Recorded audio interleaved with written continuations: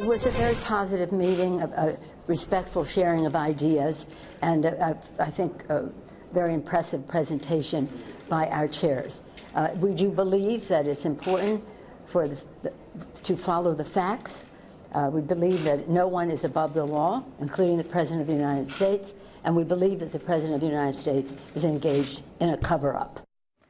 Speaker Nancy Pelosi with some blunt and tough talk for President Trump after a meeting of House Democrats specifically focused on impeachment. Those comments later caused the president to walk out of an infrastructure meeting with the Speaker and Senate Minority Leader Chuck Schumer just minutes after it began. The president vowing not to work with Democrats until their investigations into him end. Democratic Congressman Khanna is joining us now. He sits on the House Budget Committee. And sir, there are a lot of big-ticket items, like the budget, for example, that need bipartisan support. I'm thinking health care as well. Are you concerned that after those comments today, that nothing might get done this year and that these continued probes might backfire on the Democrats because the president remains intransigent about moving forward until they're gone? Well, I'm very concerned for the country. Our competition is China. While they're investing in their country, we're at gridlock. We need an infrastructure bill to expand broadband to everyone, to invest in science and technology. And it's disappointing that we can't get that done. Even during the Nixon impeachment, the Congress passed the Highway Fund. They passed the Endangered Species Act. There's no reason we can't have investigations and cooperate on issues for the country at the same time. Well, Congressman, so do you agree with the House Speaker who says that President Trump is engaged in a cover-up? Do you think he needs to be impeached?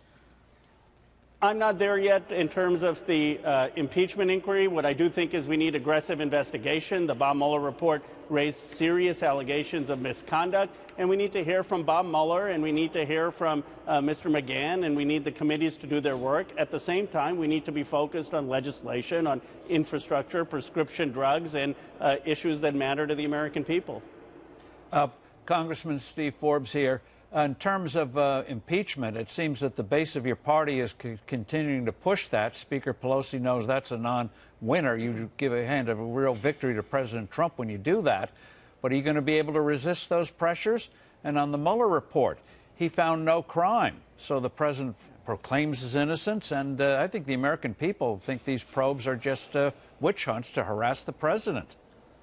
Well, Steve, let me answer both questions. I do think the caucus is going to be unified behind Speaker Pelosi. We had a meeting this morning. The vast majority support her approach, which is the committees need to investigate, do their oversight. The country needs to hear from Mr. Mueller, Mr. McGahn, but there shouldn't be a rush in terms of any further actions. I do think most of the country believes that the Mueller report was very serious. There was sweeping and systematic interference by the Russians in our election. Put aside President Trump or whether he was engaged, because I agree there was no evidence of coordination or conclusion of coordination, but we should still be taking action on to prevent further interference. And there were very serious 10 counts of allegations of potential obstruction of justice. We have a duty and obligation to investigate that.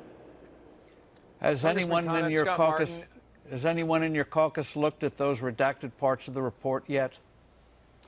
Not to my knowledge, and that's because they believe that those redacted parts should be available to the entire committee to be able to do our job. I really believe if... Why don't they look at them first and then come to that conclusion?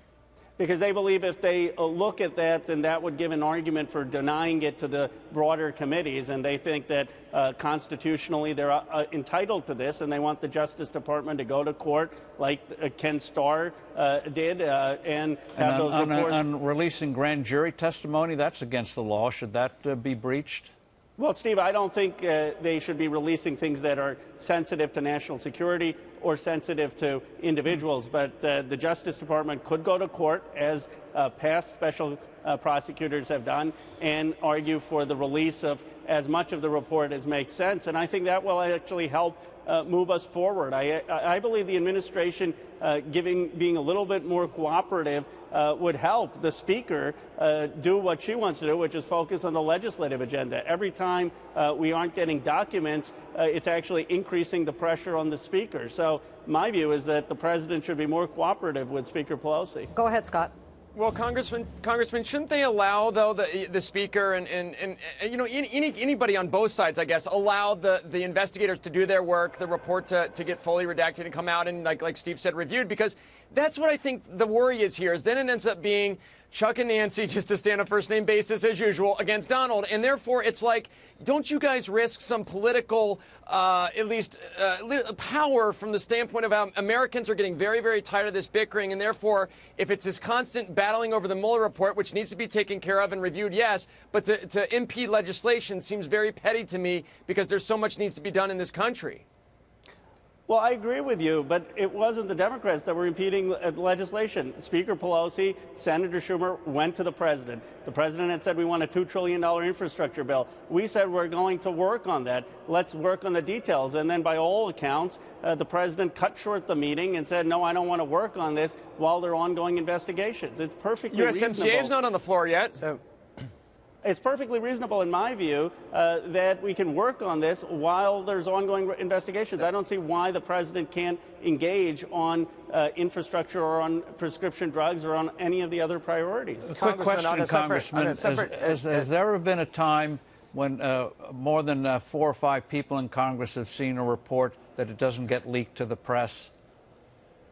Probably not, but this is a very serious issue that you could go to jail for leaking something to the press of this magnitude. It's never so happened.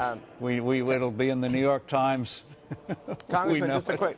Well, you know, Salman Rushdie said that there are no secrets in American democracy, so there's something to your point, Steve. But I really think just getting the information out there, letting Mueller testify, and then letting the American people make a decision is the best way to go. And I think transparency is actually in the president's interest. So, Congressman, how do you make sure that the silent majority of the Democratic Party, those dozens of freshman representatives in swing districts throughout the Midwest who really want to focus on health care and farming and infrastructure and education, how do those voices become more a part of this dialogue and not a constant discussion about Mueller, about investigations, et cetera? Well, I appreciate your pointing that out, because many of those candidates did run on health care, on infrastructure, and making sure America wins the technology race against China, about delivering for this country. And they are being heard. They may not be on all the networks in prime time, but let me tell you, their voices were heard this morning. A lot of them are saying that we need to continue to keep the focus on doing the work. They're working in a bipartisan way to do things for the American people. So I agree with you that their voice matters, and Nancy Pelosi, the Speaker, is listening to them as well as the other parts of the caucus. Congressman Khanna of California, thank you for coming on Bulls and Bears. Thanks so much for having me on. Anytime.